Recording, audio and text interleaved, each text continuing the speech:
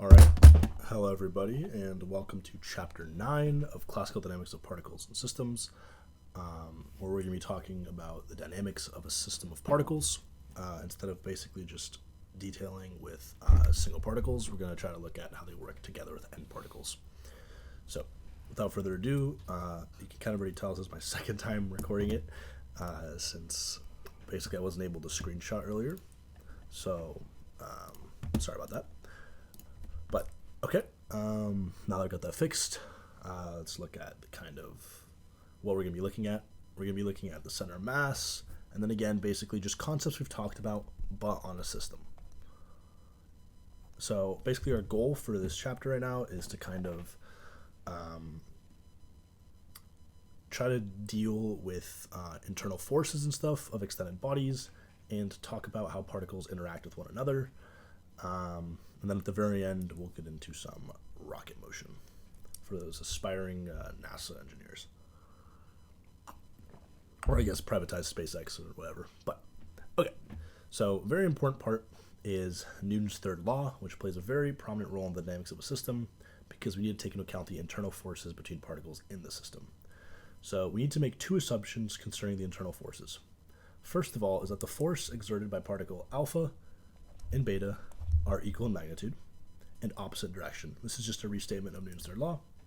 And if we basically allow this F alpha beta to just equal the negative of F beta alpha, right here, this is the weak form of Newton's third law, which you guys might remember from a lower division class.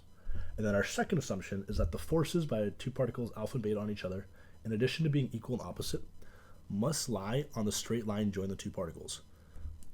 And this is like the strong form, where we see these two, let me draw this in blue, forces lie along the same line. And that's the full statement of Newton's third law, basically. Okay.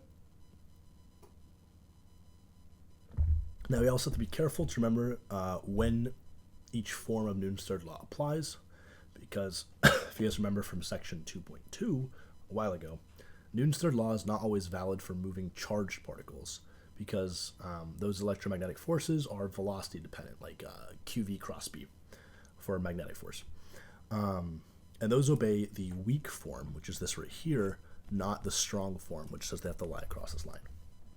So, okay, without further ado, let's get into some actual material, starting with the center of mass.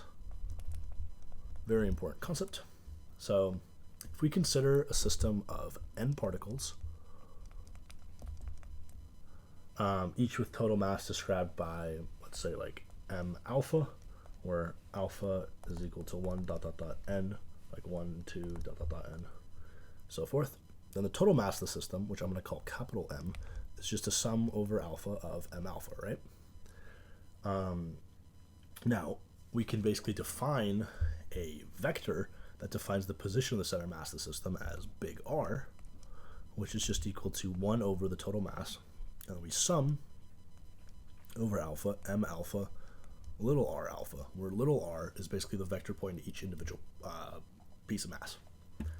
So if we were to look at that and the graphical distribution, and then relate that equation to a continuous distribution of masses, we have the natural ordering of turning a summation into an integral.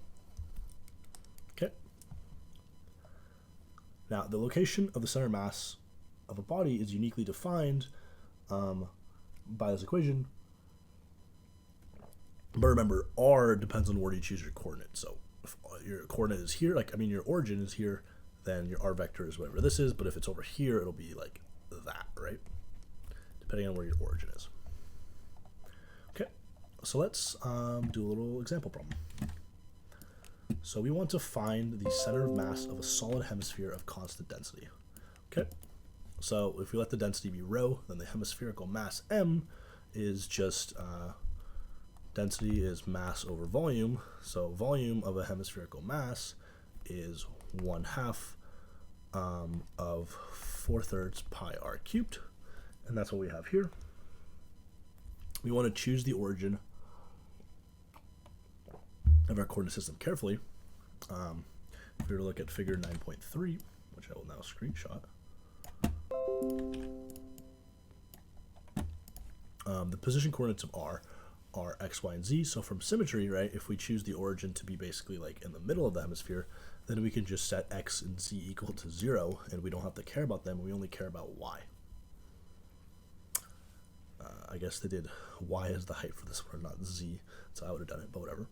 And this should be obvious if we do this, if we basically summate, because of the symmetrical part of the x direction, and then the symmetrical part of the z direction, which I can't really show here.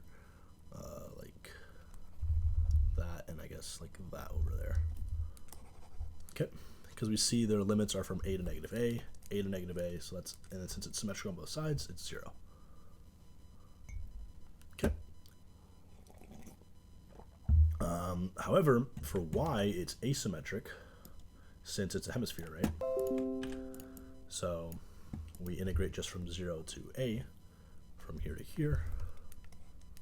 Okay, and we construct basically dm so it's placed at a constant value of y. So if we do a circular slice perpendicular to the y-axis, how we wrote right here, then we can write dm is just rho dv, which is equal to, from geometric equation, pi rho r squared dy, because we turned r cubed into r squared dy, because that's our integration variable. And then if we integrate that, we get 3a over 8, which should make sense, because it wouldn't make sense to be in the very middle because it gets narrower at the top. So it makes sense it's a little below, like a little closer to the origin. So okay, there we go. We found this in our mass. Okay, 9.3 is linear momentum of the system.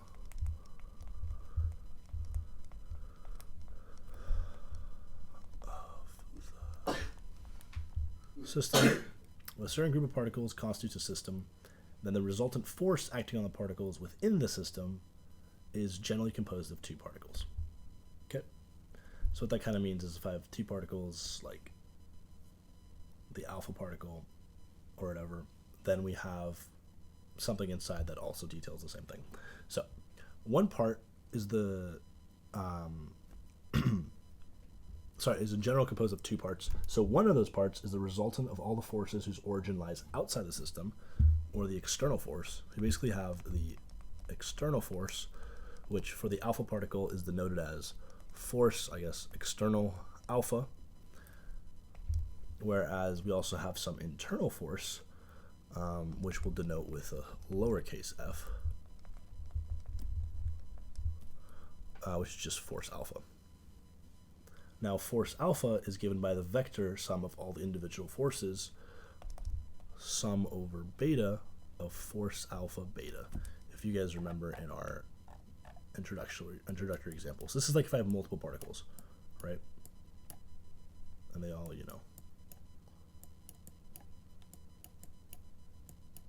Anyways. Okay. So therefore, the total force on alpha is equal to force alpha external plus the internal force. So, since we know from Newton's third law, right, that F alpha beta is equal to negative F beta alpha, then for the alpha particle, we can write time derivative of the momentum, alpha, it's an alpha, is equal to m alpha r double dot alpha, which is just the external force on alpha plus the internal force on alpha. And we can simplify that and then sum the expression over alpha, which I'll show here since my handwriting's getting a little sloppy. So simplifying this expression here, and then substituting our definition of f alpha, little f alpha, into here. And then we can sum this entire expression over alpha, and we basically get the general formula, where alpha does not equal to beta doesn't come in over here because it doesn't make sense for a point particle to have a force on itself, right? Okay. I guess another way you could write that is don't do that and then just do Kronecker delta alpha beta, but whatever. Anyways, we can now see that the summation on the left-hand side, right here, basically just tells us mr, where r, remember, is our center of mass vector. So if we take the second time derivative of that, that's just goes to mr double dot. Okay, and then we also note that sum over alpha of force alpha external is just defined as the net force, right? So then we can express now this term right here as, let me just rewrite it, alpha beta alpha not equal to beta. Well, that we can just define that as alpha beta not equal to alpha of little f alpha beta, which is just equal to alpha less than beta of f alpha beta plus f beta alpha, because remember these are symmetric, right? Because f alpha beta is equal to negative f beta alpha, okay? Which vanishes in accordance to equation 9.1, since remember these two are equal and opposite of each other.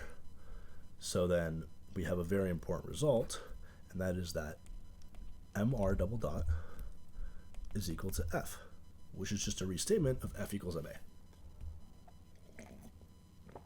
Okay, so now we could basically say that, make a statement about the center of mass, that the center of mass of a system moves as if it were a single particle. And that's because we got back in Newton's single particle equation. And this was kind of like a mathematical formulation for how to do that. And the center mass system moves as a single particle of mass equal to the total mass of the system acted on by the total external force and independent of any internal forces, which is why center mass is such a powerful tool, because we don't have to treat extended bodies as a bunch of end particles. So we can find the total linear momentum of the system the exact same way. It's just mr dot, where that's the center mass, and then take the time derivative, we get the force. Okay, so thus we see that the total linear momentum is conserved if there's no external force. And we're going to note some more important results, is that the linear momentum of the system is the same as if a single particle of mass m were located at the position of the center mass and moving in the manner of the center mass moves, which should make sense because mathematically they're equivalent. Then the total linear momentum for a system free of external forces is constant and equal to the linear momentum of the center of mass, which is just the law of conservation of linear momentum for the system.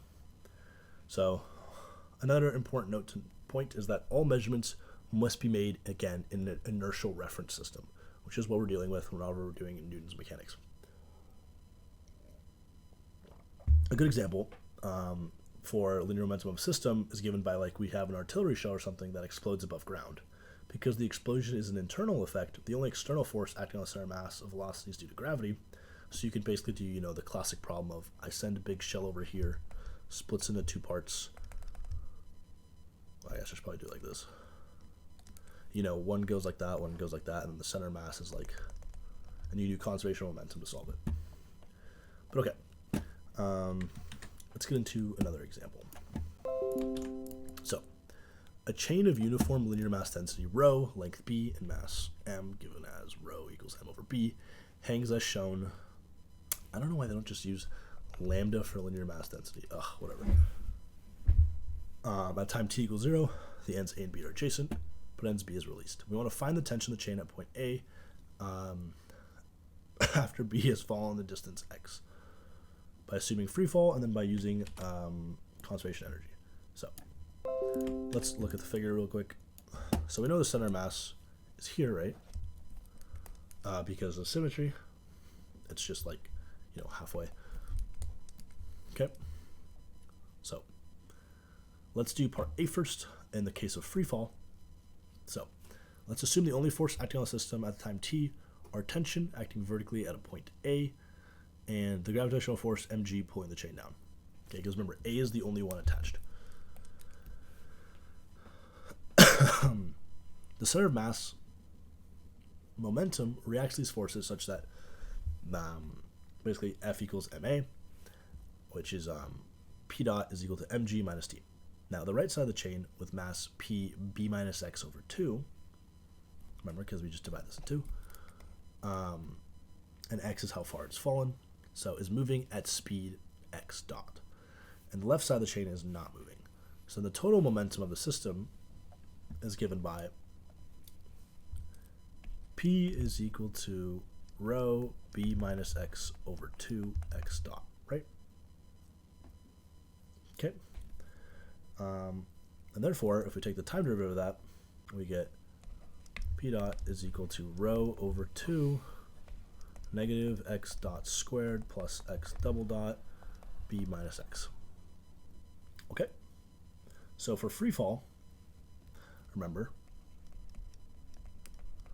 we have x is equal to gt squared over 2, assuming it's like 0 velocity starting in.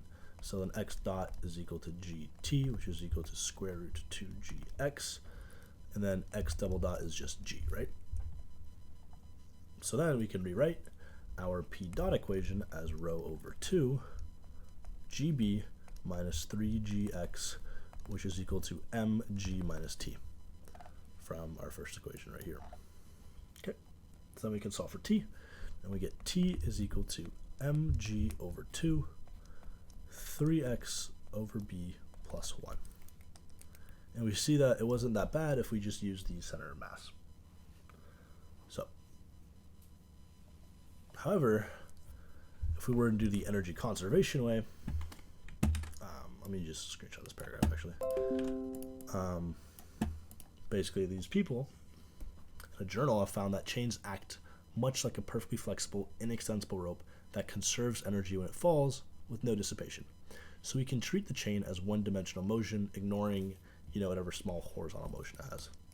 So if we let the potential energy U be measured relative to the fixed end of the chain, the initial potential energy, right, is just rho g b squared over 4 negative. So if we have a careful geometric construction, we can show the potential energy after the chain has dropped the distance x, then is given by U is equal to negative 1/4 rho g b squared plus 2bx minus x squared. And then we can basically say, let's use k for the kinetic energy since we have tension as t, is determined from the speed x dot of the right side of the chain. So k is equal to rho over 4. It's 1/2 times rho over 2 b minus x dot squared, where all we did was use the exact same equation we used here, but it's 1/2 of that, right? And because energy is conserved, we know k plus u is equal to u naught. So then we have, I'll just screenshot it actually.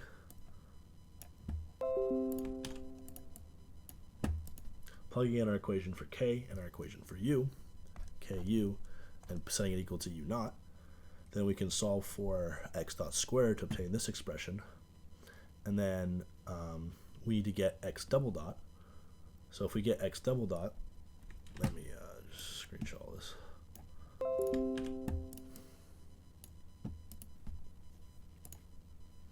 And then we can exert x dot squared and x double dot into the equation for t, and we get this complicated expression here. And what we want to see is that they're not the same.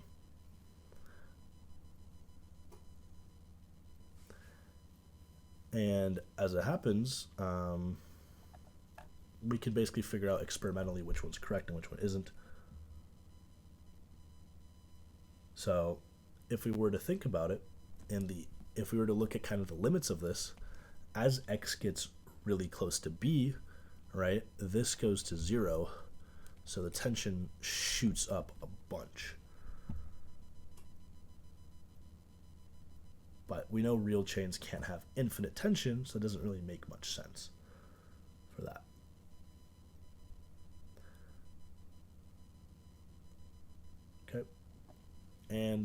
basically both of them have, both ways have problems. It turns out chains fall about 15% faster than the equation this describes as.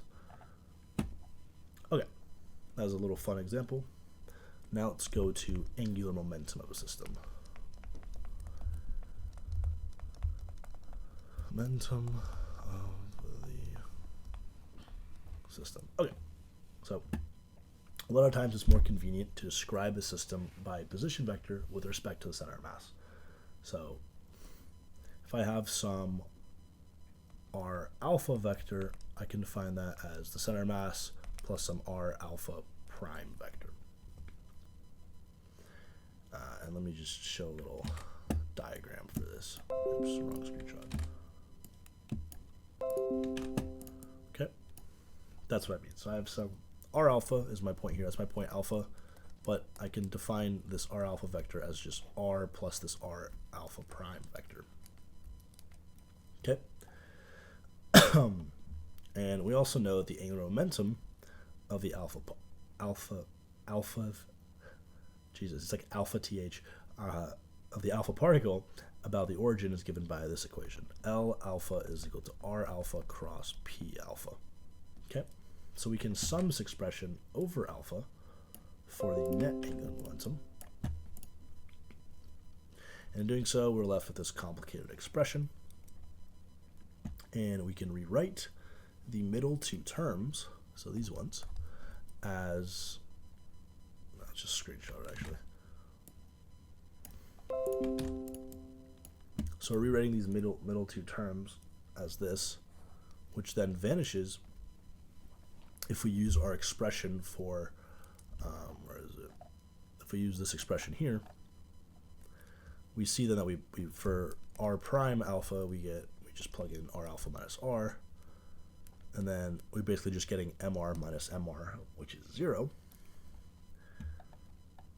And then this indicates then that basically we only care about this r prime alpha. So thus we can rewrite our equation just in terms of basically center of mass and this prime. Okay. And then we get an important result that then tells us from this mathematical formulation that the total angular momentum about the origin is the sum of the angular momentum of the center mass about the origin and the angular momentum about the position of the center mass, which is just a restatement of what this equation right here is saying, right? It's center of mass plus the prime r vector. So now we can look at the time derivative of L, right?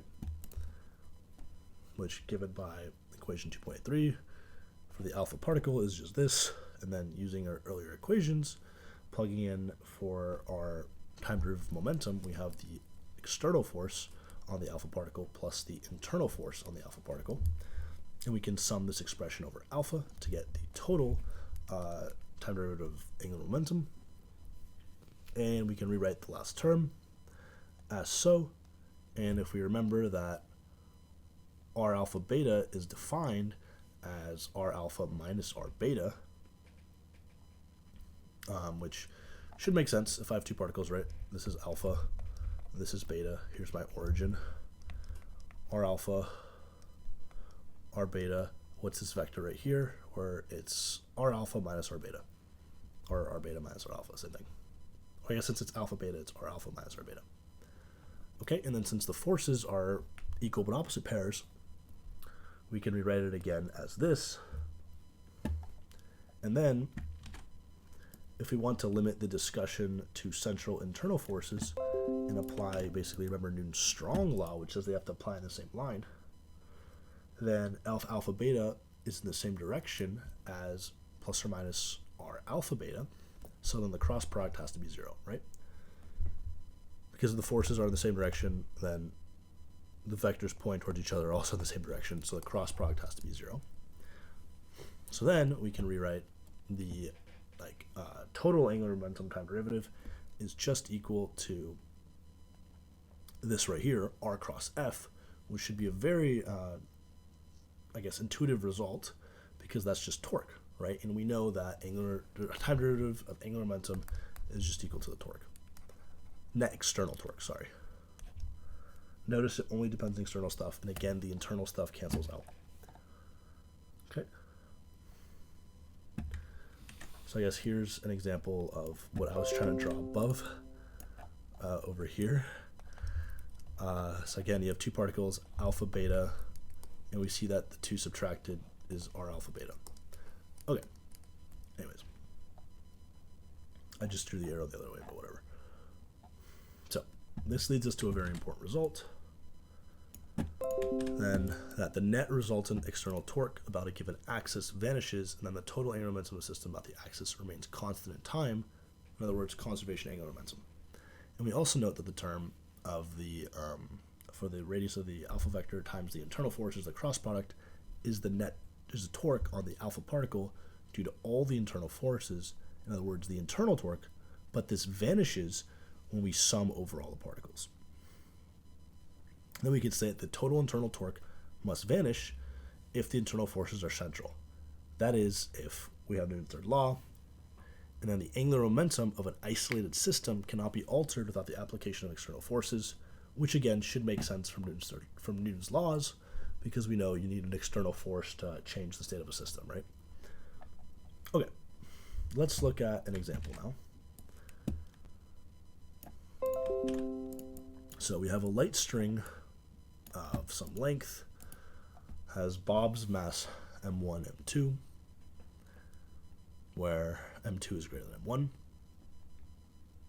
and the end of M1 is held, and M2 is whirled above his head in the counterclockwise direction. Okay, and then released. So describe the subsequent motion and find the tension in the string after the release. So the center of mass is at a distance, B is equal to M1 over M1 plus M2 times A. Right, because this is B, this is A. It's just a ratio of the two. So after being released, the only force in the system are the gravitational forces on M1 and M2. And if we assume V naught is the initial velocity at the center of mass, and the center of mass will continue in just, some parabolic path, whatever, like throwing like a cannon shooting a ball would. Okay. And that's going to act with total mass M1 plus M2. But when released, mass M2 is rotating around M1 rapidly, and because no external torque, the system will continue to rotate. So now both M1 and M2 rotate about the center of mass, and then thus angular momentum is conserved. So if M2 is traveling with a linear velocity V2 and released, then we must have V2 is here, is equal to B theta dot. In other words, V is equal to R omega. Because remember, it's going to be rotating around the center of mass. Okay? And then likewise, we could write V1 for this ball right here is just equal to A minus B theta dot. Right? Okay. So the tension of the string is due to the centrifugal reaction of the mass is rotating. In other words, centrifugal force is equal to negative M2 B theta dot squared over B, which is equal to T, tension. So tension is equal to, right, because this is just mv squared over r, which is just equal to, B's cancel out, M2 B theta dot squared, which is equal to M2 M1A over M1 plus M2 theta dot squared, which if we simplify is just M1 M2 A theta dot squared over M1 plus M2, plugging in our value for B. Right? Okay. That was a fun example. Now we can get into 9.5, which is the energy of the system. Energy of the system. So, the final conservation theorem that if energy may be derived for a system of particles as follows. So if we consider the work done on the system and moving it from configuration 1, and where all the coordinates R alpha are specified, to configuration 2, where R alpha might have some different specification. So let's rewrite our equation from chapter 2.84 for work in terms of our force alphas. So if we write the work on particle 1 and 2, between points 1 and 2, sorry, it's just the summation from 1 to 2 of the alpha alpha times dr alpha, where alpha is the net resultant force on the particle alpha. So if we use a procedure similar to what we did in chapter 2, we can plug in for F and dr, and we can relate the two as the work is equal to the change in kinetic energy, right? Work equals delta T. So then we can set that T is just equal to the sum of all the little T alphas, which is just the sum of the 1/2 mv squareds. Okay, so we can use our equation from 9.19. Let me just screenshot this so I can just walk you through it. Remember that R alpha is equal to, I guess it's equal to R plus R alpha prime. They just took the time derivative of everything. So then if we dot it with itself, which is, I guess, just taking the magnitude squared, that's just the velocity, right, squared, which is just these two dotted by themselves, which if we apply, just the FOIL method, we get this equation right here. And we see then that it depends on the velocity of the center of mass, r dot dotted with itself, the velocity of the alpha, and then the combination of the two. So if we retake our kinetic energy as 1/2 m alpha v alpha squared and sum it over alpha, we see then that we have our total kinetic energy is equal to basically the sum of our little alpha particles kinetic energy plus the center of mass's kinetic energy, plus the mass of the alpha particle times the center of mass velocity. And remember from our previous article, this m alpha r dot alpha is equal to 0 by the definition of center of mass, since remember this r alpha is defined as, if this is my Cm, this is your r alpha if this is the alpha particle.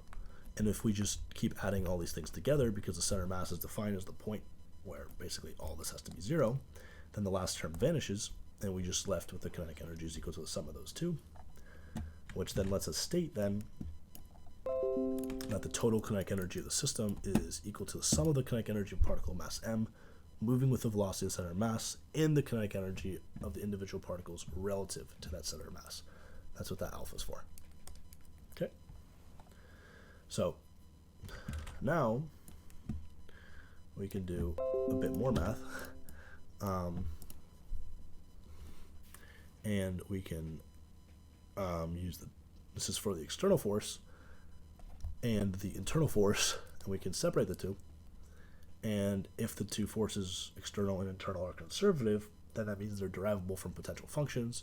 So it's just the negative gradient of the potential. And if these are potential functions, which don't have to be the same, or the same relationship, actually, it could be like one's 1 over r squared, one's 1 over r, then if we take the gradient, then we basically see that the second term in equation 9.4, right here, we can rewrite it. Remember, if we change it to the f alpha beta and then split it into f alpha beta and f beta alpha from the relationship that f alpha beta is equal to negative f beta alpha, we then get that this all simplifies to sum over alpha, which is less than beta, of f alpha beta times dr alpha beta. Okay, because dr alpha beta is equal to dr alpha minus dr beta.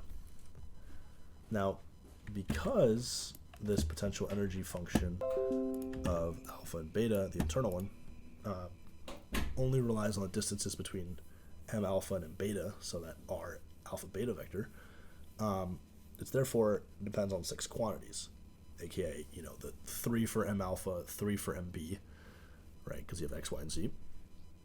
Then the total derivative of this u bar alpha beta is the sum of 6 partial derivatives, and is given by this expression here written compactly, where I think I runs from 1 to 3. Okay. And then that lets us take the derivative, and it's just, you recognize this right here as just the gradient operator, right?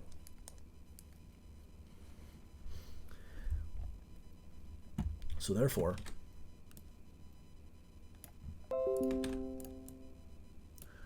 we recognize the gradient operator just has to be equal to these forces if we substitute into an earlier equation,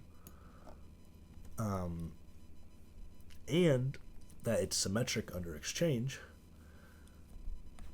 So therefore we have that the gradient of beta, u alpha beta, is equal to the gradient of beta with u beta alpha. In other words, remember the force pairs. So therefore the total derivative of u alpha beta, we could just plug in our expressions here. That again comes from this definition of dr alpha beta. And if we use our equation 9.43, which is this one right here, then we have that this right here just simplifies to the sum of the total derivative of the potential energy, okay, which should make sense because you could go back and forth between potentials and forces with an integral or a derivative. Okay. So that tells us then, if we plug it back into the work equation, it tells us that the work from 1 to 2 is equal to the negative alpha u alpha from 1 to 2 minus, now for the internal, what's above, u alpha beta, u bar alpha beta from 1 to 2, which basically is a statement of conservation energy, because we assume both the external and internal forces were derived from potentials. So then the total potential energy is written as this right here, remember, because it's just, we're just adding the two together, and then the work 1, 2 is just equal to basically the change in potential energy. So therefore we have that basically the change in kinetic energy is equal to the change in potential energy, or negative change in kinetic and potential energy. So delta T equals negative delta U, which should make sense. Like, think if you're dropping a ball or something, it has mgh over here, and at the bottom it has 1/2 mv squared, and this goes to 0, this goes to 1/2 mv squared from 0. In other words, energy is conserved. So this result is valid for a system in which all the forces are derivable from potentials that do not depend explicitly on time, in other words, a conservative. So the total energy for a conservative system is constant. Okay. Now this term right here, just as a note, basically represents the internal potential energy of the system. So yeah, so for most systems that just remains constant, but I think for like elastic systems and stuff, that's not true. Okay, let's look at that example I was talking about earlier about a shell exploding. So if I have some projectile of mass m, explodes on flight into 3 fragments. So we have m, big M, right? And then it splits into m1, m2, and m3. And then we know the masses of m1, m2, and m3. So we basically can write some relative velocities to each other and basically use conservation of momentum. This should be a pretty straightforward problem. I think you guys have probably done this before if you're reading this textbook. So we have conservation of momentum, mv, right, is equal to, since this is at rest, all we care about is m2 and m1. So m2, right, was m over 6. So we have m over 6 k2v is going in the negative direction. And then we have m1 was m over 2, which is just going in the positive direction. Okay. And then conservation of energy again tells us energy plus 1/2 mv squared is equal to, plugging in again the exact same thing, since this is still is at rest. And then we can basically insert that K2 equals 3K1 minus 6 from this right here if you solve it out. And then we basically can solve, well, we basically plug that expression into this equation right here, and then it reduces to K1 squared minus 3K1 equals 0, which tells us that K1 is 0 and K1 is 3. So for those values, K2 has to be -6, which doesn't make sense because K2 has to be greater than 0, so we have to choose the other one to make this equation 0. So if K1 is equal to 3, then the value of K2 equals 3, so we can just plug in the velocities and we get this expression here. So boom, we solved it. Okay. Okay, I will briefly do one more example before I move to the next section, just because this example looks important and that last example wasn't that good, because I feel like we've done these kinds of problems before. At least I have before I took this class. Okay. So if I have some rope of uniform linear density rho and mass m, it's wrapped around one complete turn around some hollow cylinder of mass m and radius r, and it can rotate freely about its axis. The rope ends are at x equals 0, and at one point, and when point P is at theta, the system is slightly displaced from equilibrium at rest. We want to find the angular velocity as a function of the angular displacement of the cylinder. Okay.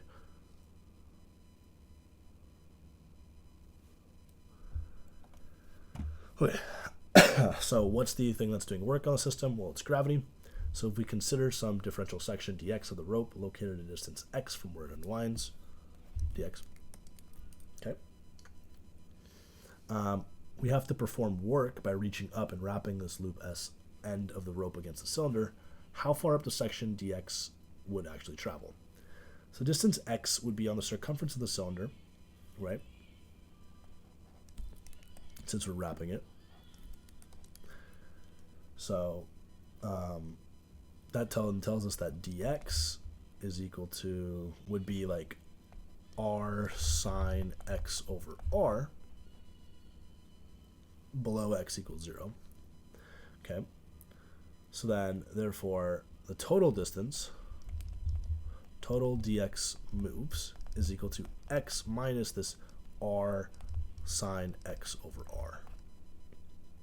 So our work done, right, is equal to rho dx g, and then we plug in our dx moves, x minus r sine x over r. So then the total work done by gravity and unwrapping the rope through an angle theta is 0 to r theta rho g, just plugging in our stuff, x minus r sine x over r dx. It's just this equation above, but integrating. So if we integrate with respect to x, we get rho g r squared theta squared over 2 plus cosine theta minus 1. And then the work done by gravity has to be equal to the kinetic energy gained by the rope. So T is equal to 1/2 m r theta dot squared, 1/2 mp squared, plus 1/2 m r theta dot squared. Oops, squares outside. Where these m's are different, right? It's for the cylinder and for the mass m of the rope. Now, since work is equal to the kinetic energy and the density is equal to m over 2 pi r, then we just have mgr over 2 pi, this expression right here, theta squared over 2 plus cosine theta minus 1, which is just 1/2 m plus m r squared theta dot squared. So I'm just writing work is equal to kinetic energy right now. Then if I solve for theta dot squared, I get mg theta squared plus 2 cosine theta minus 2 over 2 pi r m plus m. And I found the omega, basically. So I found the angular velocity as a function of theta. Okay, good. So that's a bit of math, but we saw how we can relate the two now. Okay. Let's get into 9.6, which is elastic collisions of two particles. Okay, so for these next sections, we're going to apply conservation laws to the interaction of two particles.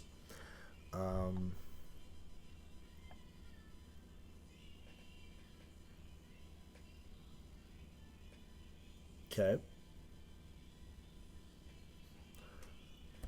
So we're basically going to be dealing with two coordinate systems, which is the center of mass coordinate systems and then the laboratory coordinate systems, which are like what you're actually seeing in real life.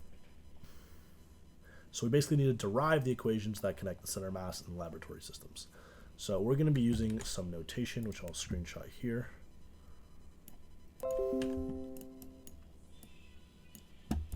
This is again for elastic collisions of two particles. So we have M1 and M2. We have primed equations refer to the center of mass systems. And then non-primed is the lab system. Okay, so we're going to start with U as initial, V as final, to keep things simple. And then we see again, prime again for center mass. So these are just notations. And then we have capital V is the velocity of the center mass of the lab system. Psi is the angle through which M1 is deflected in the lab system. Oh, why do I always forget Greek letters? What's that Greek letter name? A list of Greek letters. I should know this. I really should. It's Z? Like XI. Z. Fox. X. Z. Z. Okay, well, I guess it's Z. Really? That's how you pronounce it.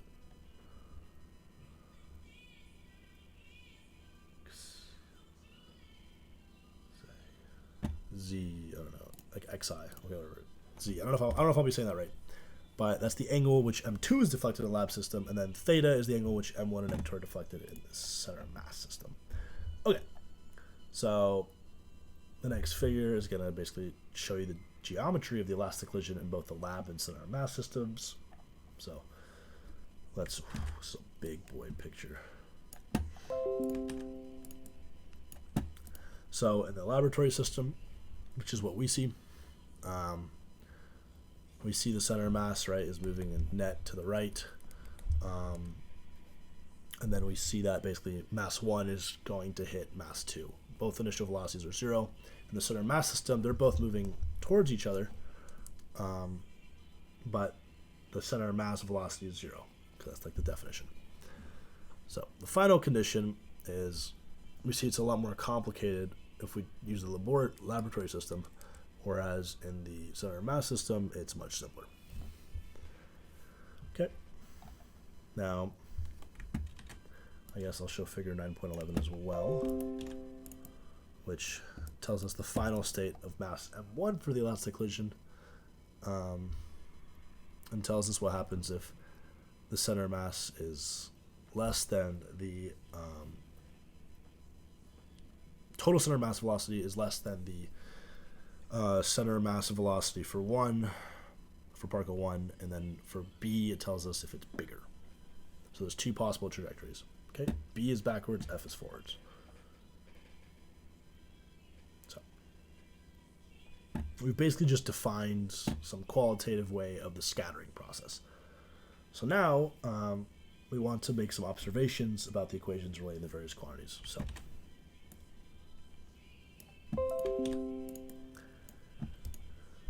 So according to the definition of center mass, if we have m1r1 plus m2r2, that's just mr. If you guys remember from the earlier equation where we had like sum over alpha of m alpha r alpha is just equal to mr, right? Because the sum of the r alphas is just r.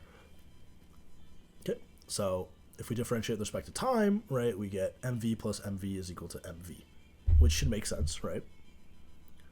And if you, but remember, u2 is equal to 0 because it started at rest, the particle, in this drawing right here. So, and then m was m1 plus m2.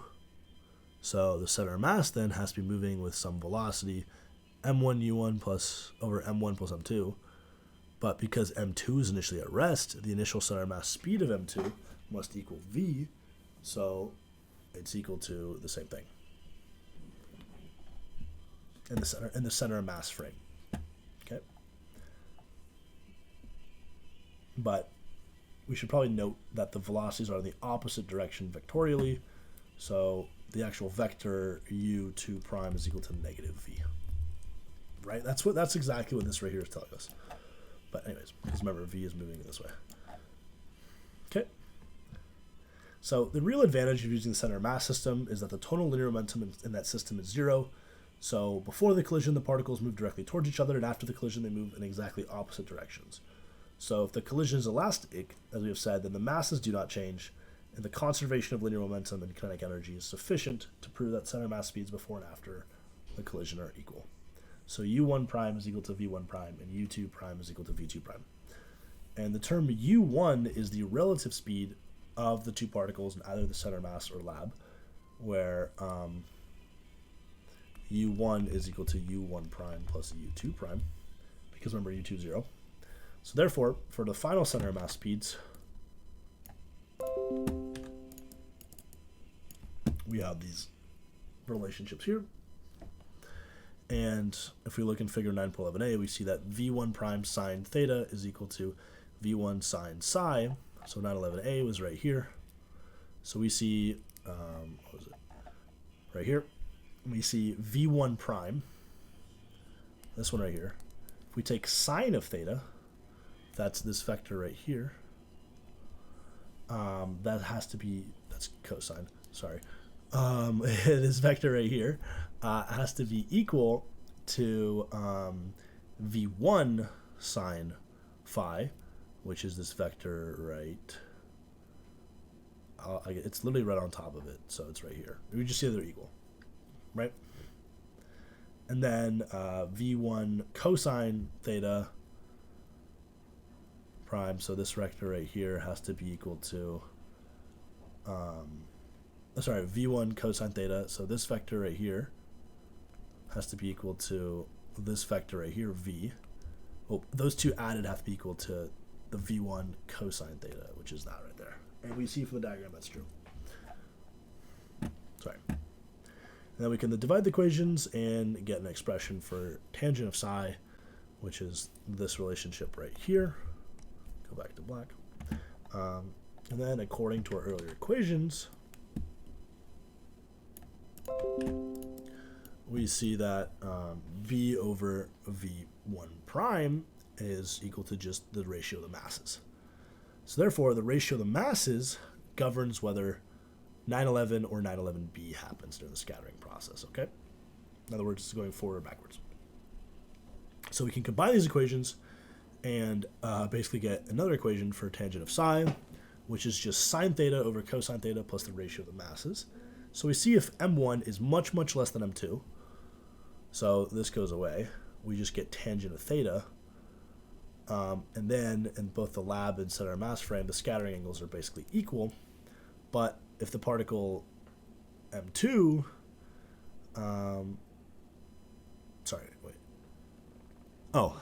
in that case, the particle m2 doesn't really get affected by the collision, right? Because it's so big. You could think of like, I have like a tank and I'm throwing a little ball at it. Therefore, it just acts as like a fixed scattering center, so psi is basically going to be 0. Okay?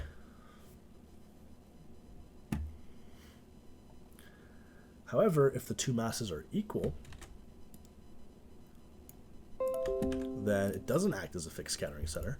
We just get tangent of psi is just equal to, well, these are equal, so that's just tangent of theta over 2. And therefore psi has to be equal to theta over 2.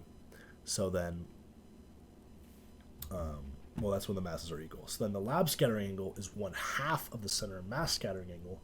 And because the maximum value of theta is 180 degrees, that tells us that in the lab, there's no scattering angles greater than 90 degrees. So now what we want to do is, let me screenshot this. And I'll re-screenshot 9.10c. I don't know why they put the figures so far away, but I'll put it right here actually. That's 9.10c. So if we were to look at v1 sine z is equal to v2 prime sine theta, okay, if you look at this right here, we can see the geometric relationships. That has to be equal to, where's v2 prime? Oh, it's in the other figure. But anyways, that has to be equal to v2 prime sine theta. And then similarly, the cosine has to be equal to the difference of wherever the center of mass and v2 prime and the v2 prime of the cosine, the same angle of its respective angle. Sorry. Okay, so we can divide the equations and we get an expression for tangent of z, which, as a reminder, what these angles are. It's the angle which m2 is deflected in the lab system. And we see a very similar expression. It's cotangent of theta over 2. Okay. So it has an inverse relationship. And then that then tells us, using some trig identities, that tangent of z is equal to tangent of pi over 2 minus theta over 2. In other words, 2z, I'm not even going to try to write that variable because I'm bad with Greek letters, but 2z is equal to pi minus theta, which is just phi. So that then tells us, if we combine these results, we get z plus psi is equal to pi over 2 when m1 is equal to m2. So that tells us the scattering of particles of equal mass always produces a final state in which the velocity vectors of the particles are at right angles if one of the particles is initially at rest. So let me kind of explain what that means in a picture. So we're going to take psi and z, and we see that they always add up to basically 90 degrees. And as a reminder, z is the angle which m2 is deflected in the lab system, and psi is the angle which m1 is deflected in the lab system. So this is what we physically see. And they're always at right angles to each other. Okay. That's if the masses are equal to each other. Sorry. Okay.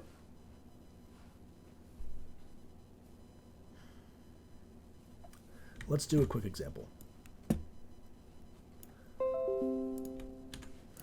What is the maximum angle that psi can attain for the case that the center mass velocity is greater than the lab frame velocity particle at 1? I mean, center mass frame. So that's the final velocity also. What is psi max for m1 much greater than m2 and m1 equal to m2? So for the case of psi max, basically when psi is maxed, we see we have this relationship right here, which tells us sine of psi of max is equal to v1 prime over v. Right? Since this is a right angle, sine opposite over hypotenuse, this over this. Okay. And then that then tells us that we can just assert, because we know this right here is just m2 over m1. So then we get psi max is equal to sine inverse of the ratio of the masses. So again, we get the same answers. No scattering. If it's much bigger, we get 90 degrees, which is max scattering. And then we can get back to backwards of 90 degrees. Okay. I'm kind of need to get some water, to be honest. Let me see how much longer left is in this chapter. Oh, wow, there's a lot left.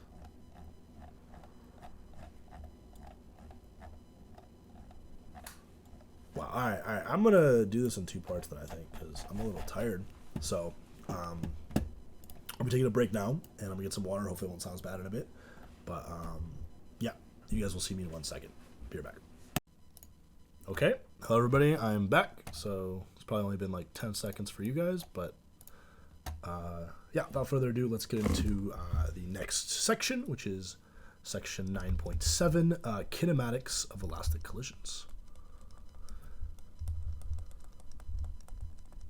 Elastic collisions. Okay, so we know that the relationship involving the energies of particles are basically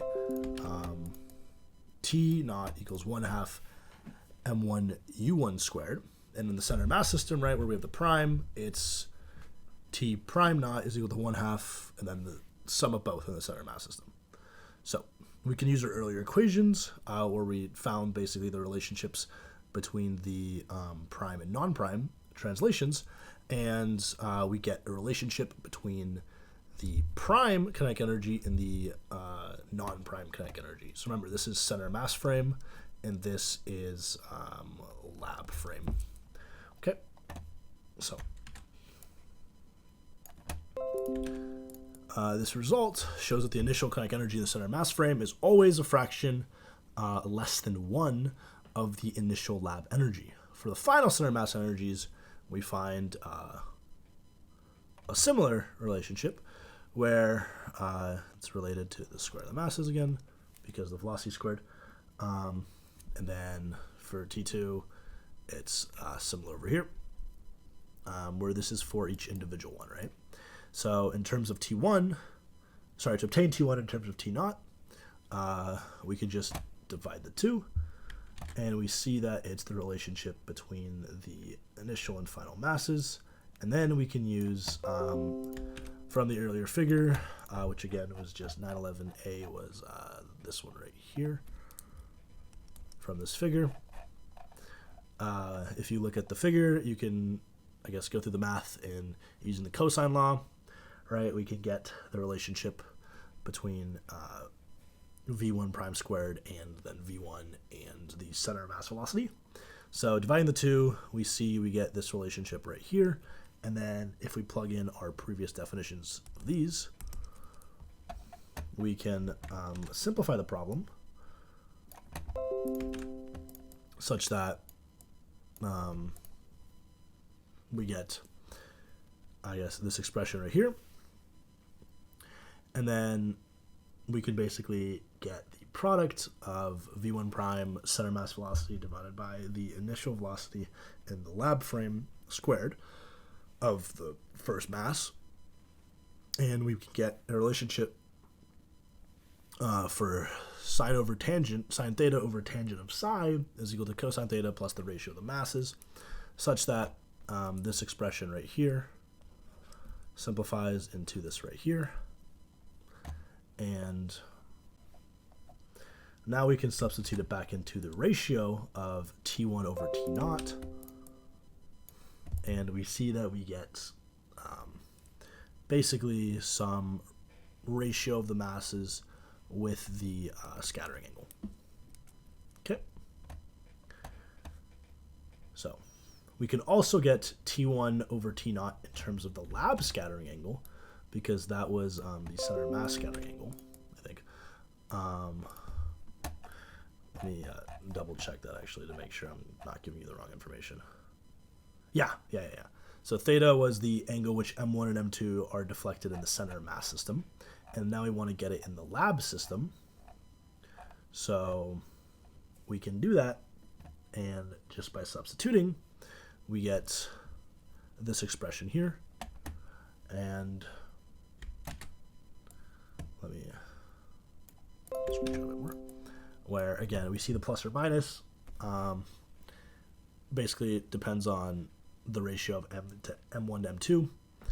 And yeah. So in the lab, the energy of the of the recoil particle, M2, the one that was originally at rest, right? We can also rewrite, and we can simplify it as just 1 minus T1 over T naught, because this is the ratio of, remember, T naught's the total energy. And we get it in terms of Z, which is the scattering angle for the second particle. And then remember, if we have the masses are the same, then T1 over T naught is just cosine squared of phi, and then T2 over T naught is sine squared of psi, sorry, not phi. So yeah. And then we can get some other further relationships between the angles in terms of the energies, which are shown here. Okay. Now let's look at, oops, wrong one. Kind of a graphical representation of this, just so we can kind of see. So this is the ratio of M2 to M1, and we see again when it hits 1, we basically get to 90 degrees. Sorry, that's the maximum scattering angle is 90 degrees. And we can look at the energies as well, what happens at different points. And we see that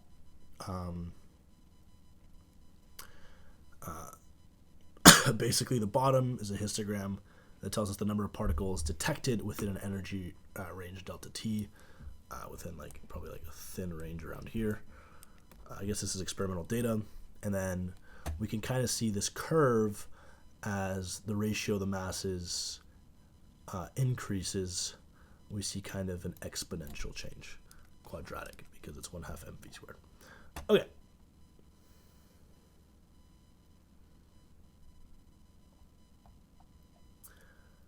All right, let's skip that and let's go to an example, just to kind of get some numerical stuff out. So let's say we have a head-on collision between two particles of mass m1 and m2, and it's elastic, and we have our initial velocities where they're related by some factor alpha. So if the initial kinetic energies of the two particles are equal in the lab system, find the conditions on u1 over u2 and m1 over m2 so that m1 will be at rest in the lab system after the collision. See figure 9.16. So I'm going to screenshot figure 9.16 before I show anything else, just because I think it's nice to look at pictures. So we want m1 to be at rest after the collision. So it transfers basically all of its energy to m2. Okay. So we kind of know then that the initial kinetic energies are equal, right? Because of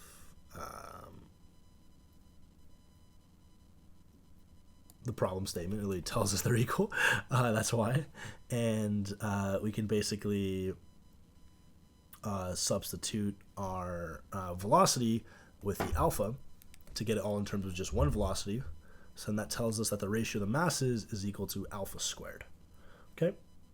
So now if m1 is at rest after the collision, conservation energy requires that all of these just go equal to 1/2 mv2 squared, because v1 is equal to 0. Okay. So we can simplify this as such, and then the conservation of linear momentum, right, is just sum of the momentums is equal to sum of the momentums, which is equal to just m2v2, right? Because what am I saying?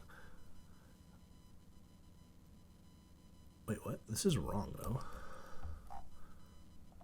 So u2 equals alpha u1. So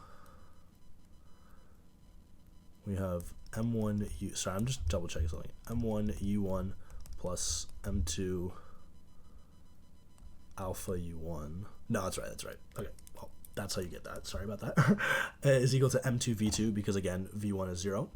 So substituting v2 from the top equation, from this equation into this equation, we get this relationship right here. And if we simplify that, we can solve for m1, and we get m1 is equal to 1/2 m2 ratio of the masses plus alpha squared. And then remember, the ratio of the masses was also equal to alpha squared, right? So we have 2 alpha squared is equal to alpha squared plus alpha parentheses squared. So we have alpha is equal to √2 minus 1. Because all we did here is we divided m2 over here and put a 2 there. So we have m1 over m2 times 2. and that's equal to alpha plus alpha squared. Sorry, alpha squared plus alpha squared, like plus alpha quantity squared, which is how they got this right here. Since, remember, since right here, m1 divided by m2 is equal to alpha squared. So if we solve that, we get 0.414, or alpha squared is 0.172. So the ratio of the masses is 0.172. So then the velocities, right, is just the ratio of the u velocities is just alpha, which is 0.4104. So because alpha is greater than 0, both particles are traveling in the same direction, and then the collision is what this figure was showing. Good. Now let's do another example. And we say a particle of mass m1 elastically scatters from particles of mass m2 at rest. At what lab angle should a magnetic spectrometer be set to detect particles that lose 1/3 of their momentum? Over what range of ratio mass is that possible? And we want to calculate the scattering angle for when they're equal, like the ratio mass is equal. Okay, so we have from, I guess, like a momentum, conservation momentum relationship, we have this expression right here, because it loses 1/3 of its momentum, or not really conservation momentum, but from a momentum equation, right? Momentum consideration, we have that the final velocity times the mass is 2/3 of the initial velocity times the mass. In other words, the velocities are related like so. Pretty clear, just divide the masses. And then using our earlier equations, remember we have the ratio of the masses is equal to the ratio of the velocity squared, because m2 is at rest, remember, or else it's a more complicated expression, because T naught is the total energy of the system in the beginning. So we have 2/3 squared, which is just now plugging in our actual expression for the ratio of the masses, is equal to this right here. And then we can solve for cosine theta, which is this expression right here, where y is this parameter here, just this right here. They just called that y. Okay. But the problem is we need phi, because that's what it's asking us for. So we can use our earlier equation, 9.69, which tells us, remember, that tangent of psi, I called it phi, sorry, psi, is sine theta over cosine theta plus the ratio of the masses, where we can write that in terms of y, where y is this, and we get, and since we know that tangent of psi must be a real number, basically only values where this expression here, right? Sorry. This expression here has to be greater than 0, right? Or else you have a negative in the radical, and that's an imaginary number. So therefore, this expression right here has to be greater than 0, which we can reduce to this right here. And then if we just do a substitution of variables or x the ratio of the masses to make it easier to solve, we get this right here, and then that's just a quadratic, which we know we can solve. And then we get x is equal to 1/5 and 5, and plugging that back in, we see the ratio of the masses are between 1/5 and 5. So substituting the value of 1 gives us y is equal to 10/9, and if we put it in our earlier equation right here, we can get psi, which is just 48 degrees. Okay. I think that was pretty algorithmic. Now we can go to inelastic collisions. We just did elastic collisions. Now, you guys should probably remember from earlier classes, inelastic collisions is where energy is not conserved. So basically when two particles interact, a lot of stuff can happen depending on the forces. Basically, in the previous sections, we're talking about elastic collisions, but in general, multi-particles can be produced if large changes in energy are involved. So for example, if like a proton collides with some nuclei, energy may be released, and that's energy is lost for our condition, so we call that like an inelastic collision. Or a proton can be absorbed, and so forth. So if you look at a little diagram of inelastic collisions, we have, two things moving, this hits this, some collision happens, and then we see this happens. Okay. Now, these are all handled with multiple ways. Conservation energy and conservation of linear momentum. So, in general, the conservation of energy, since this is inelastic, is kind of described with a Q value, where when it's elastic, right, kinetic energy is conserved, so this is just 0, and you just have a normal kinetic energy expression. When it's not conserved, you can kind of think of this as like the work done by the collision. And we have an exorgic collision. Kinetic energy is gained, so you can think of like a proton got absorbed or something. Endogernic collision, kinetic energy is lost. Okay, which I think happens with like, you know, proton or whatever like flies off, or like heat, sound at more macroscopic levels. So an inelastic collision is kind of an example where kinetic energy is lost. So it's an endoergic collision. Jesus, I cannot say that. And the kinetic energy can turn into like mass energy. So like, again, as I was talking about, friction, heat, whatever. Okay, so Newton found experimentally that the ratio of the relative initial velocities to the relative final velocities was nearly constant for any two bodies, which is called the coefficient of restitution. Restitution epsilon. Sorry, that was really bad handwriting. So epsilon is equal to V2. This is an experimental relationship. U2 minus U1. And sometimes called Newton's rule. And basically, if epsilon is equal to 1, that's elastic, right? And then for totally inelastic, epsilon is equal to 0, right? Because then these go to 0, these go up. These are just whatever they were, right? Okay. So let's look at one more figure.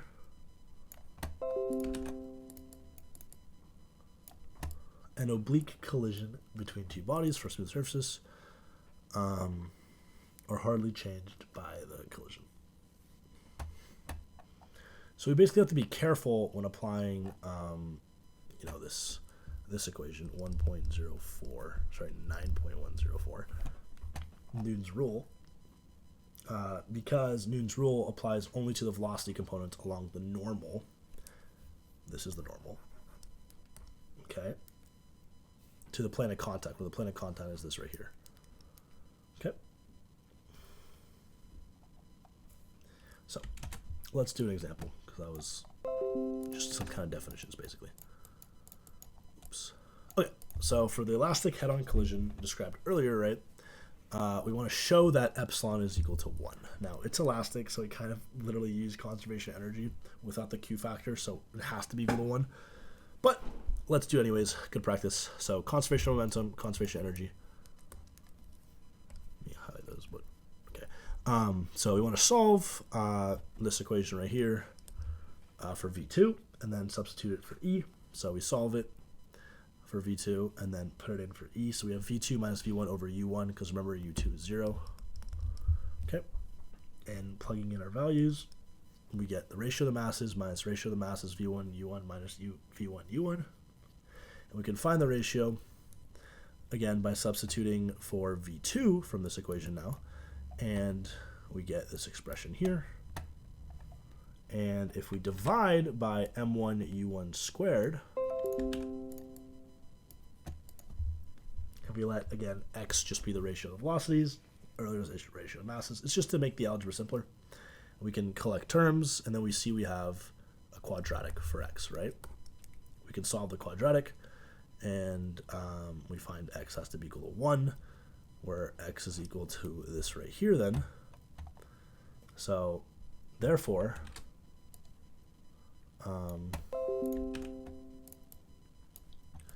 we substitute the other solution for X, because that expression is trivial, and we get this big example right here, which these cancel, these, which cancels?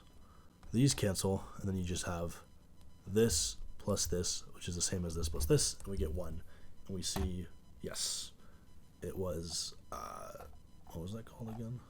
Coefficient of restitution. Newton's thing was 1. Okay, so during a collision, elastic or inelastic, the forces involved may act over a short period of time, Like realistically speaking, you might have like thrown a tennis ball toward a wall and see it kind of get compressed against the wall, then decompress again as it shoots back off, right? Maybe in like a slow motion camera video. So we can basically analyze it with Newton's law because it's still valid during that collision, which says the force is equal to the time derivative, right, of the momentum, which if we multiply by dt and integrate, right, we have basically bring the dt over here, and then this right here is just p.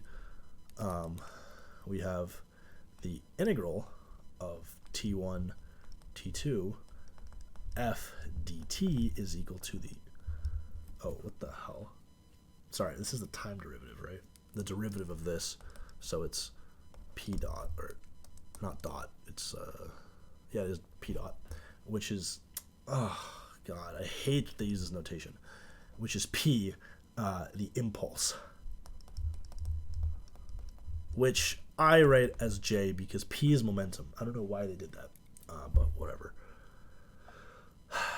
I'll use their notation. This is a capital P, but I'm not the best at writing capitals, so like it's kind of hard to tell. But I learned it as j. Okay, so let's look at an example where we can actually use this. I do apologize about that notation. I guess there's too many concepts in physics we run out of letters, right? So let's consider a rope of mass per unit length, rho in length A, suspended from just above a table, as shown in figure 9.19. Let me just show you that figure before we do anything else. This is figure 9.19. Okay. We want to find the force F on the table after the rope has dropped a distance x. And we want to find the force on this table down here. Okay. So how do we solve this? Well, we have some gravitational force of mg is equal to rho xg, right? Because the rope lies on the table, but we need to consider the impulsive force as well. Now, what this right here is saying, if we move a distance x, then we have, that's how much rope basically falls on the floor down here. So our total mass is just our density times that distance, and then multiply that by g to get mg. But we also need to take care of the impulsive force, right, because it's hitting it and it's over time. So during a time interval dt, the mass of the rope equals rho v dt, right? Because x is equal to, or dx dt is equal to v. So v is equal to, so dx is equal to v dt. Anyways, the change in momentum imparted on the table is equal to p v dt v, which is just, sorry, rho v dt v, which is just rho v squared dt, and then dp dt is equal to rho v squared, which is our impulse, right? Because we just brought the dt over here.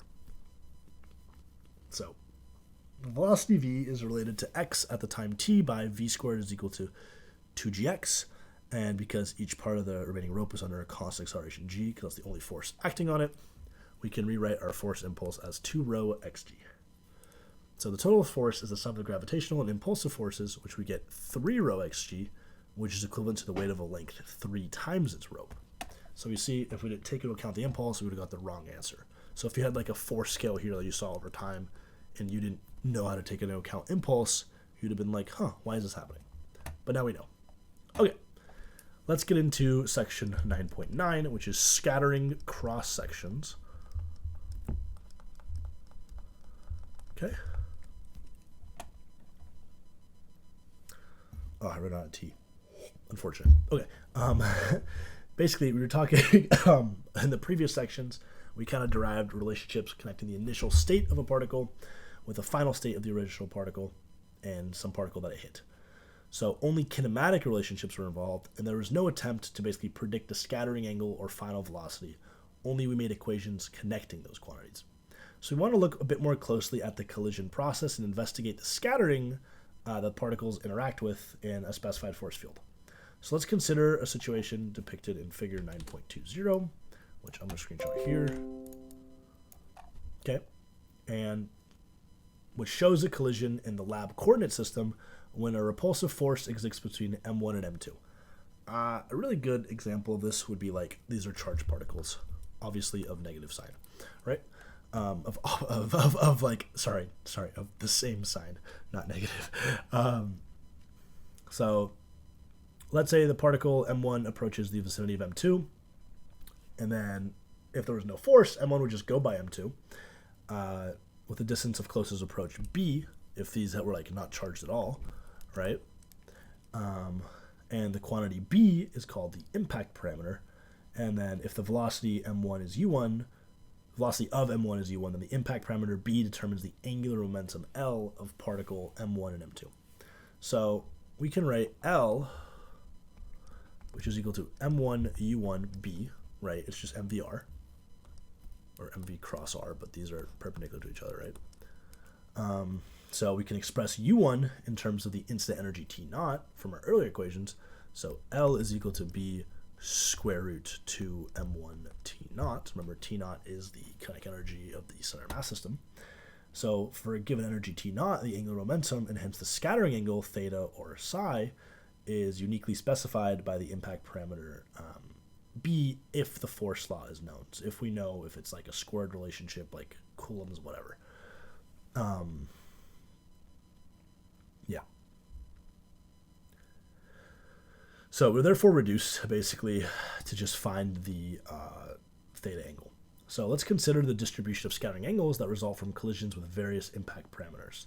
To do this, let's assume that we have a narrow beam of particles, all of them having mass m1 and the same energy T naught. And we direct this beam towards a small region of space containing a collection of particles, each which has mass 2 and is at rest in the lab system. So let's define the intensity or flux density I of the incident particles as the number of particles passing in unit time through a unit area normal to the direction of the beam. So if we assume the force law between m1 and m2 falls off with distance sufficiently rapidly, so you have a 1 over r squared relationship, something like that, then after an encounter, the motion of a scattered particle asymptotically approaches a straight line with a well-defined angle theta. So asymptotically makes a straight line once the forces go to 0, basically. So we can now define a differential scattering cross-section, okay? And we'll get into what solid angle is real soon. Important stuff. Differential scattering cross-section, which is sigma of theta in the center mass system for the scattering into an element of a solid angle d omega prime at a particular center mass angle theta. So let's summarize that in an equation. Why did it paste all the way up there? So we have sigma of theta, or the differential scattering cross-section, is basically the number of interactions per target particle that lead to scattering into d omega prime at an angle theta over the number of incident particles per unit area. So let's write that a bit more compactly, because we don't want to have that many words to write, right? Jesus, why does it keep pasting up there? Sorry, anyways. So if dn is the number of particles scattered into d omega prime per unit time, then the probability of scattering into d omega prime for a unit area is basically multiplying these two. We have dn over I, where I, remember, is the intensity. So we sometimes can write that alternatively as sigma of theta is equal to d sigma over d omega prime, which is just from this relationship right here, 1 over I dn over d omega prime. So the fact that sigma theta has the dimensions of area per steradian gives rise to the term cross-section.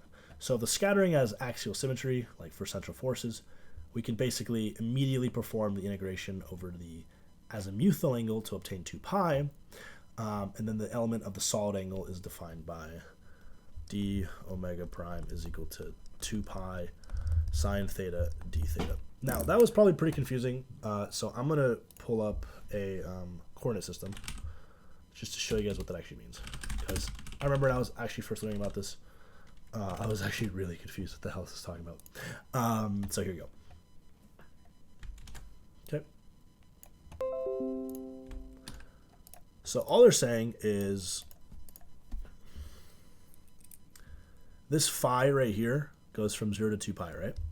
Like that. So if it has spherical symmetry, like that, then we can just integrate immediately this as 2 pi, basically. And then we still have to integrate over whatever theta angle we're dealing with.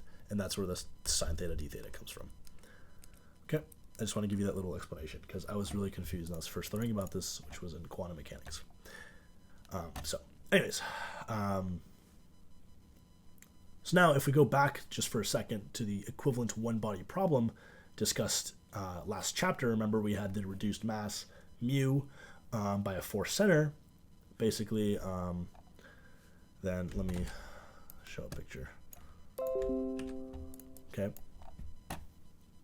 Then this figure 9.21 or 9-21 shows the number of particles with impact parameters within a range of dB at a distance b must correspond to the number of particles scattered into the angular range d theta at an angle theta.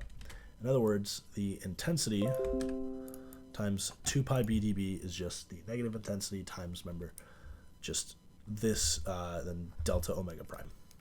Okay. And it's negative because dB del theta is negative. Now, because we assume the force law is such that the amount of angular deflection decreases monotonically with increasing impact parameter, then we can basically write that scattering angle as, that differential scattering cross section as b over sine theta, dB over d theta. Okay, where all we did was just solve for this basically right here, because I cancels, 2 pi cancels, b over sine theta, and then we have dB d theta, and we're just taking the magnitude of that. So that means we can obtain the relationship between the impact parameter b and the scattering angle theta by using this figure in 9.22, which I will pull up now. Okay, that's the figure. Oops. And in the earlier chapter, we found that the change in angle for a particle of mass mu, which remember is reduced mass, moving in a central force field was given by this complicated expression here. So then we can use the one-body equivalent. Remember that L is equal to B2 mu T naught prime, where this is just our equation from before, but we replaced M with mu, the reduced mass. Since if you guys remember, T naught prime will be 1/2 mu U1 squared now. Okay. So this basically then, let me see. So thus, these equations basically give us the dependence of the scattering angle theta on the impact parameter b, and then once we know b is equal to b of theta for some potential u of r, and we're given the value of t prime naught, we can calculate the differential scattering cross section from equation 9.120, which is this right here. Which actually, all this math is identical in quantum mechanics. Actually, very interesting. I guess all the math is the same. You just have to take into account like discretization,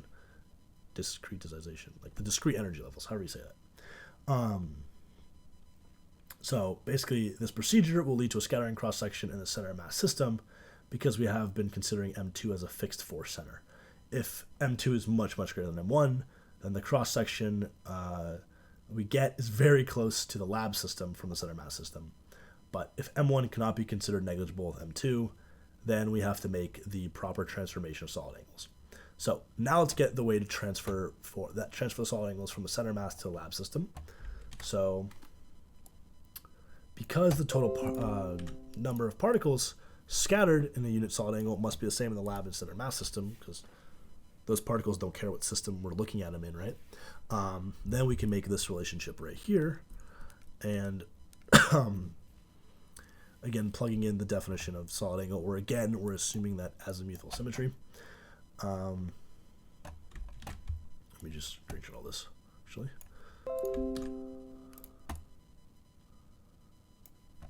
So therefore, theta and psi represent the same scattering angle, but measured in the CM or lab system. And again, these are the same solid angles, just in their respective systems. So it's just based on your reference, right? So therefore, sigma of theta and sigma of psi are the differential cross sections for the scattering in CM and lab. So therefore, using our expressions up here, we can get the relationship between them, which is just the ratio of the angles with the derivatives as well. And then we can evaluate the derivative if we look at an earlier figure, 9.11a, and then from the sine law, we get basically the ratio of the masses. And then if we set the differential dx to 0, we can get the partials. And then we can expand sine.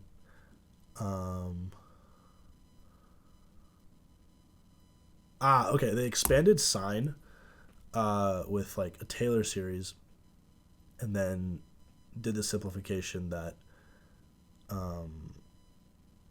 what's it called? That like, yeah, it's expanded sine as a Taylor series, and then did the simplification that if the angle is close to 0, like cosine or whatever goes away. So yeah, like, sorry, they use the trigonomic identity for sine of theta, like sine of two angles subtracted, and then they Taylor expanded that. Okay. So then we get the differential cross section as this relationship right here, and then we can multiply both sides by cosine of psi, and then we can add cosine of theta minus psi to both sides, and we get this expression here, and then we can expand it again on the left hand side, and we get the ratio of sine of theta over sine of psi is equal to x cosine psi plus cosine theta minus psi. And then all this math, you'll see why we do it. We substitute it into our earlier equation right here, and we basically get this expression for x less than 1. Remember, x is the ratio of the masses. Ratio of m1 over m2, I think. I think it's m1 over m2. Yeah. Okay. So from our earlier equation, we also have this expression right here. So then we can rewrite it as the, just rewrite it as this right here, since we have this expression right here. So all we're doing is plugging in for that as that, so we get in terms of x. So then, using our earlier equation, 9.126, this one right here, we get theta is equal to sine inverse of x sine psi plus psi, which is a much simpler equation, right?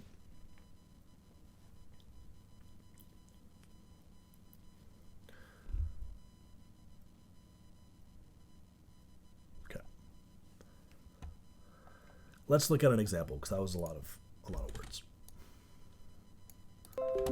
Okay, let's consider molecules of radius r1 moving toward the right with identical velocities, scattering from dust particles of radius r2 that are at rest. Consider both as hard spheres and find the differential and total cross sections. So the dust particles are at rest, and we'll solve the scattering problem in the lab system. So let's consider the geometry of scattering, like in this figure 9.23, which I'm putting up right now. Okay. These are our dust particles. These are our molecules, whatever we're shooting at the dust particles. Okay. So the particles with impact parameter B will be scattered at an angle psi. Similarly to equation 9.119, incident particles entering within a range of impact parameters dB scattered at a range of d psi. So using our expression from before, 2 pi b dB is equal to negative sigma of psi, 2 pi sine psi, d psi, again, azimuthal symmetry. Okay. So, in order to find this differential cross-section, sigma of psi, we have to find the relationship between the impact parameter b and psi. So, we see from this figure right here, 9.23, that b is equal to r1 plus r2 cosine alpha, right? So, it's these right here, and then cosine alpha, because we want this height right here. Since this right here is r1 plus r2, so take alpha, this right here is the cosine, right? Okay, so we need to find the relationship between alpha and psi now. So if we look closely at the figure, we see that 2 beta plus psi is equal to pi. Okay, so 2 beta, like that, plus psi is equal to pi. So alpha is equal to psi plus beta minus pi over 2. So then alpha is actually just psi over 2. Now before using our earlier equations, 9.133, this one right here, we need to find the differential dB. So we have b is equal to this expression here, which is just cosine of psi over 2. So we want dB in terms of d psi. So turning alpha into psi, we get dB is equal to this sine of psi over 2 d psi. So now we can put these equations into 9.133, and we find that it simplifies to negative. I guess they just put it in right here. So if we use the identity, remember a bunch of trick identities. I never remember them, but you can always Google them. Sine of psi is 2 sine of pi over, or sine of theta is 2 sine theta over 2, cosine theta over 2. We find then that sigma of psi is equal to 1/4 r1 plus r2 squared. So we note that the differential scattering cross-section is isotropic, which means it's the same in every direction. Now this is pretty surprising because differential scattering usually have like conical or like angular dependence, but this does not. So interesting. So we will discuss the total cross-section in the next section, but briefly let's just see that it's proportional to the probability that any scattering takes place. So in order to determine the total cross-section, we have to integrate 9.135, this equation right here, over all possible psi, using, remember, our relationship how sigma is related to omega. So in doing so, we see that sigma is equal to pi of r1 plus r2 squared, which is exactly what you'd expect for the total cross-section for the scattering of two hard spheres, right? Pi r squared, right? So the maximum area occurs when the molecule and the dust particle have just a glancing blow. So they just barely touch each other, alpha 0. So the impact parameter will simply be b is equal to r1 plus r2, and the area is pi b squared. Okay, nice. Now, let's get into the Rutherford, famous guy. You've definitely heard of him with like the... Before I say something dumb, I think it was the gold foil experiments, right? Or that might have been something else. Yeah. Okay, yeah, it was him. I'm not being dumb. So, Rutherford did the gold foil experiments, which is the scattering stuff. So, one of the most important problems that uses these formulas is charged particles with a Coolant potential, right? So the potential for this case is U of R is equal to K over R. Remember, F is equal to KQQ over R squared. Anyways, in this case, they defined K as Q1, Q2 over 4 pi epsilon naught, but whatever. I guess they're just, this is like the normal K, and this is their version of K. That's Coulom's constant is what I was trying to say. But okay, so we can use our equation for theta from the earlier chapter, plugging in our value for L as well. And we can integrate it to get a value for cosine theta, where this kappa is equal to K over 2 T naught prime. So then we can rewrite the equation as so, and then because our earlier equation tells us that this theta is pi over 2 minus theta over 2, so we can get B is equal to kappa cotangent theta over 2, and then taking the derivative of B with theta, we get this expression here, and then we can plug back into equation 9.12 for sigma of theta, and we see this geometric expression. And then again, we're going to use the simplification for sine of theta is 2 sine theta over 2 cosine theta over 2. And we can get this 1 over sine fourth dependence. And then plugging in for kappa, remember kappa is this right here, K over 2 T naught prime.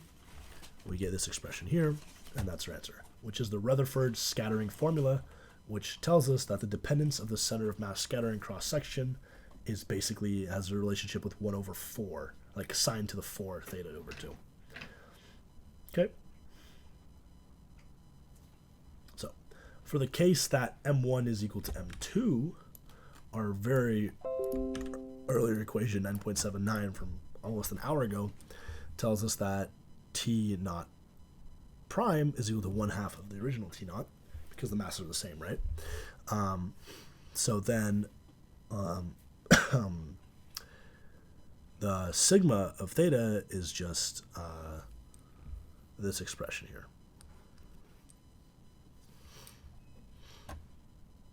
Okay. Where we see that we just halved it basically, right? We just substituted for T naught. So it's 1 over 4, so then the 4 squared goes away, so it just stays as a 4. Okay. Now, from our earlier equations also, when the masses are the same, we get this expression here. And then again, we can try to calculate using we want to calculate the total scattering cross-section, sigma t, using the solid angle, where, again, they just did the azimuthal symmetry, put the 2 pi out, and then just care about the theta direction. We're integrating from 0 to pi because that's what theta runs from. So the total cross-section is the same in the lab as in the center mass system. So if we want to do it in the terms of lab quantities, it'd be in terms of psi, where psi also runs from 0 to pi. But if the mass 1 is bigger than m2, then psi only runs up to psi max, right? So we have a different, basically different integration limits depending on the ratio of the masses. Okay.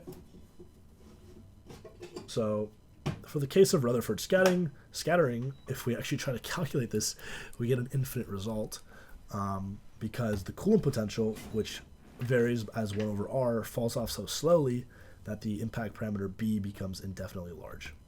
So not very helpful. But this in real life obviously is not a problem because it's a bit more complicated, because since like for an atom or something, the electron cloud, right, actually interferes with the Coolant potential of just the nucleus, and as such it falls off faster than 1 over r. But that's a quantum mechanical treatment, which is the easiest way to do it. Okay, let's get into the last section, finally. I know it's been a long time. This is going to be a 2-hour video. Rocket motion for all my aspiring SpaceX NASA workers. Or, I guess, other countries too. Sure, Roscosmos or whatever. Okay, so the motion of a simplified rocket is an interesting application of elementary Newtonian dynamics that we kind of found out in Chapter 2. However, what if we want to include more complicated rockets with exhaust masses and multiple rocket stages and so forth? So the 2 cases we're going to examine are rocket motion in free space and then the vertical ascent of rockets under gravity. The first case, we're going to be using conservation of linear momentum, and the second case is like basically F is equal to ma, but in a more complicated way. So let's look in free space first. Free space, we have some inertial reference system, moving with some velocity v, and it's giving off some dm, right? Because that's the fuel, right? The fuel it's burning up. Or if, in the future we have like ion propulsion systems, whatever that is.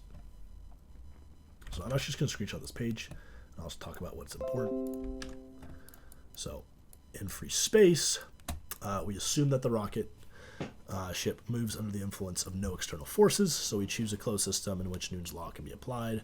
So outer space, away from planets and stuff, no gravity, whatever. We have the diagram, right, 9.24 here.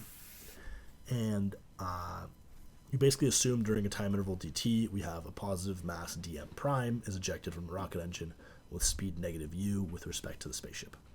So immediately after the mass dm is ejected, the spaceship's mass and speed are m minus dm prime and v plus dv. Okay, so our initial momentum is just mv before we get rid of any mass. Our final momentum is our final mass, which is m minus dm, plus our final velocity, which is v plus dv, plus our dm prime, v minus u, because the rocket's exhausted. Okay, at a time t plus dt. So now we want to notice that the speed of the ejected mass dm with respect to the reference systems is v minus u. That's just from normal relativity, not like Galilean relativity, not Einstein's relativity. So there are no external forces. Force external is equal to 0, so the momentum is conserved. So we get then that dv is equal to u dm prime over m. Okay, where we neglected the product of dm prime dv because we have considered dm prime to be positive mass, and the change in mass of the spaceship itself is dm, so dm is equal to negative dm prime. So dv is equal to negative u dm over m because dm must be negative. Yeah, because this is for the spaceship, so it's losing mass, obviously, because it's giving off fuel, right? So if we let m naught and v naught be the initial mass and speed of the spaceship, respectively, and we integrate this equation right here, we just get a simple ln relationship because it's 1 over r, right? So we have v is equal to v naught plus u ln m naught over m. So the exhaust velocity u is assumed to be constant. So to maximize the spaceship's speed, we need to maximize the exhaust velocity u in the ratio m naught over m. So if it lets me paste this picture.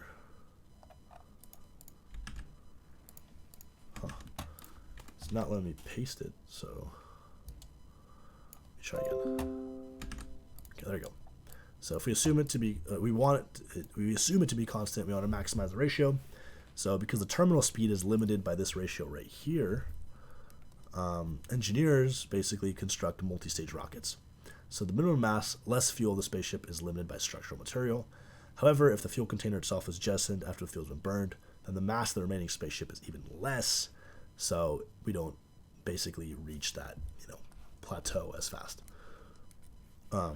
So if we let m naught be the initial mass of the total spaceship, m1 is equal to ma plus mb. Ma is the first stage of the payload. Mb is the mass of the first stage fuel containers. And then terminal speed of the first stage of burnout after all the fuel burned is this right here. Then we release mb, right? Okay.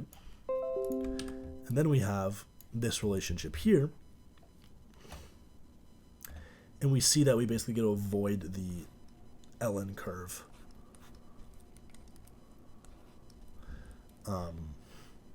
Faster because we get to avoid, plateauing like asymptotically because we jettison that second stage. Because the product, where is it? M naught, MA over M1, M2 can be made to be much larger than M naught over M1, right? Okay, so that's why multi-stage rockets are commonly used. But we have seen, minus, the effect on, environmentalism, whatever.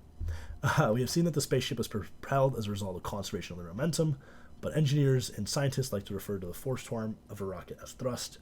So if you multiply our earlier equation by m divided by dt, we have m dv dt is equal to negative u dm dt, where our earlier equation was just dv is equal to negative u dm. Okay. So since the left side of this equation appears as a force, right, this just looks like ma. The right side is called thrust. So this is our thrust force. And then we can just define that as negative u dm over dt. And since this right here is negative, right, since dm is the mass lost by the spaceship, gained or lost by the spaceship, it's lost, so it's negative. So thrust is positive, greater than 0. Okay. Now let's get into vertical ascent under gravity, which is more interesting, right? Because that's the hard part, is launching the rocket off of Earth. It's quite complicated. So for analytical purposes, we're going to make a lot of assumptions to make it easier for us to solve, since we're not full-fledged rocket scientists yet. So we're going to neglect air resistance and assume the acceleration of gravity is constant with height.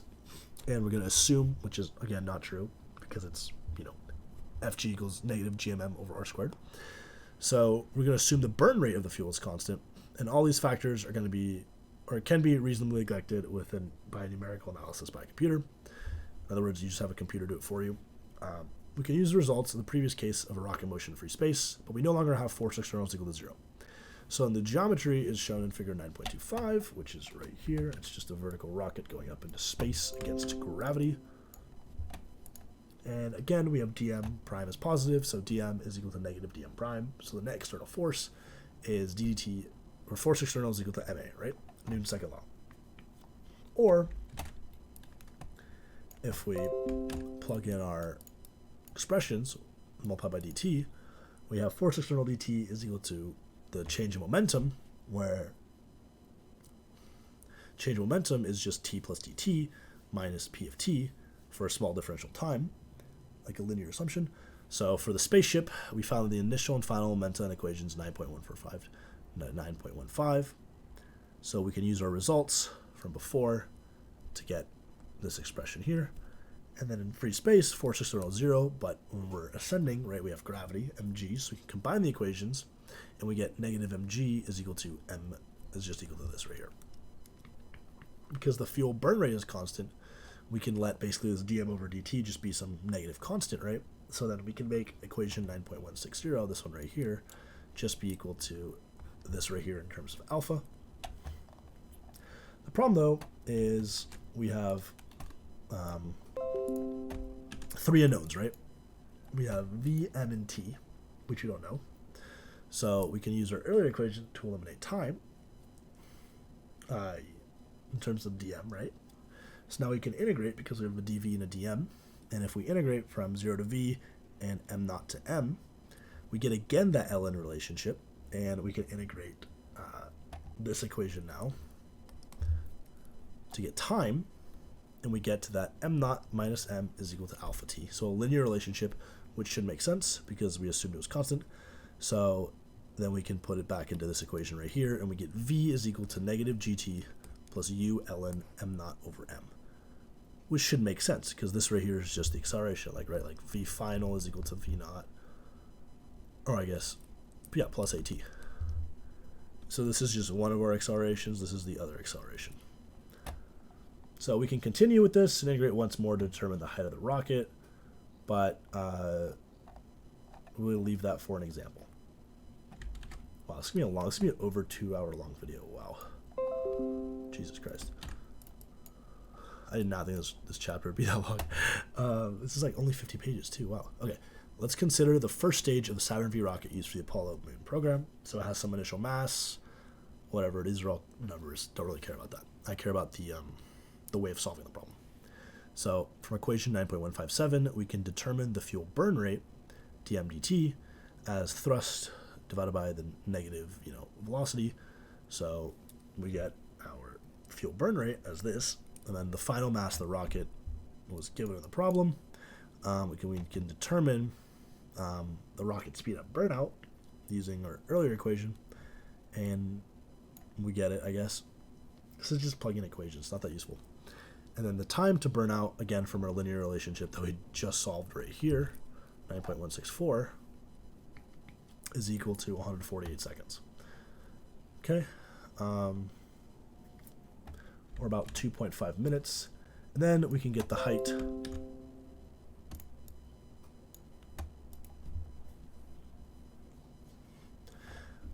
Which is, kind of cheating because we didn't do that problem yet, but that's just, they just integrated the problem they said that we would integrate later.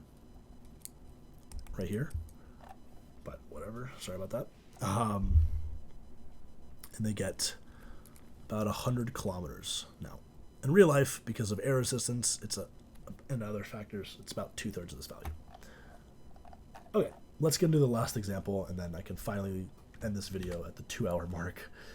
Wow. So we have a surrounding rocket leaving Earth's surface under gravity, typically in the vertical direction, and then returns to Earth, right? Like so.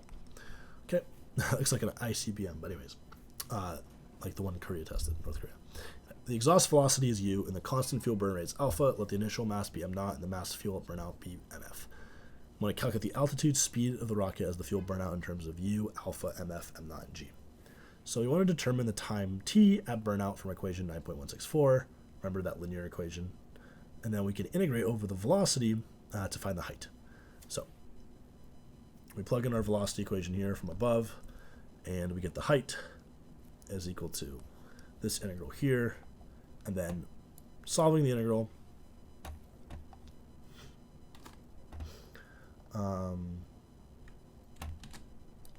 we get that expression there. And then plugging in our values, if we insert the numbers, we find the exact same answer for the burnout height. So all this example was basically just integrating the velocity equation, I guess. Which I guess we did do. We didn't have to leave it for the problem. And all they did here was they just used, the fact that, I guess it'd say here, integral of ln x is equal to x ln x minus x. That's where this right here comes from. But okay. Very good. So, put the numbers, we see we get the same answer. So, okay. That's it for chapter 9. That was a very long video. Sorry about that. But, yeah.